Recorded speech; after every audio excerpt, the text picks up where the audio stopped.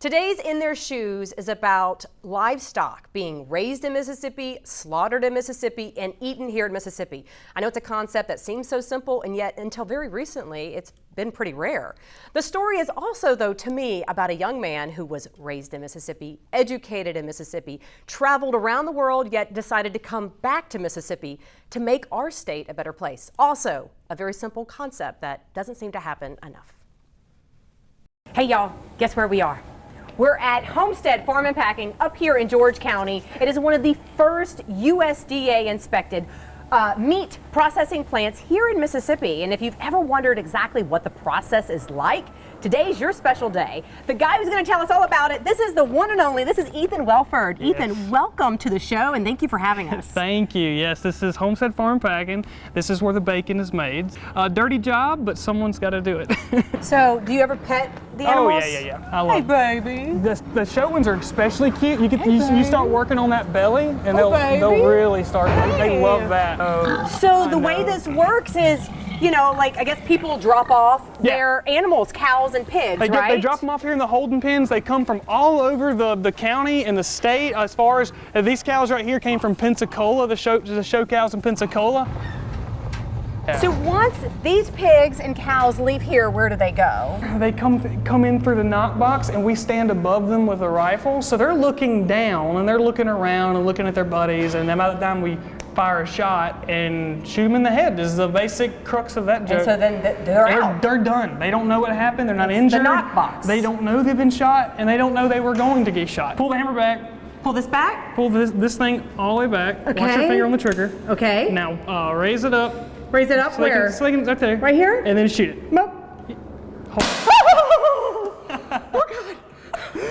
You did it! And you do this how many 15 times a day.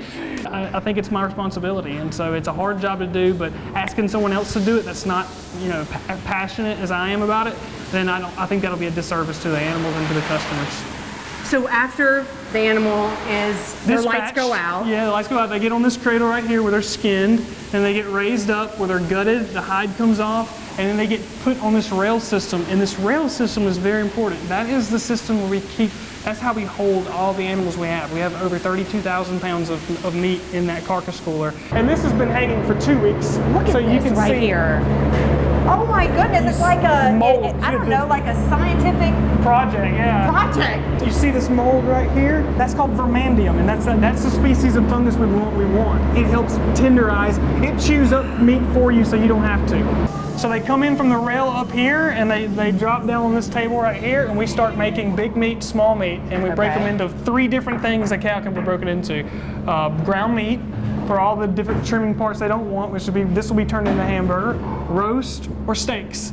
And then as it comes down this line right here, it gets vacuum sealed, scraped and cleaned and quality checked, make sure there's no hair or anything on this carcass. And it gets vacuum sealed, put into boxes with their names on it, and frozen to -11 degrees. Is this caliente? Step in here. Oh my goodness, what is the temperature in here? It's -11 in here.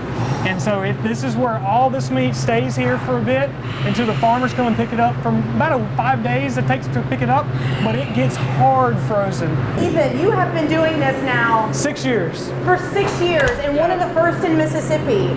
And you said to me earlier something I find so interesting. You said that you actually want people to eat less meat. Yeah. Why? A little less. If we all bulk meat where we think about 6 months at a time, and we only buy it 1 time a year or twice a year and it at has the to most, last you. And it lasts a while and you eat it less. And it's very valuable, it's very precious because it costs a life to give you. And that to me is a better way of eating meat. Well, Ethan, you are fabulous. Thank you so much for interviewing with us and showing us your process. Thank you for bearing with me. You are a gem for Mississippi. Thank you for all you do, even though you're a hitman. Oh no, assassin, pork assassin. I know, thank you. He's quite a character. Well.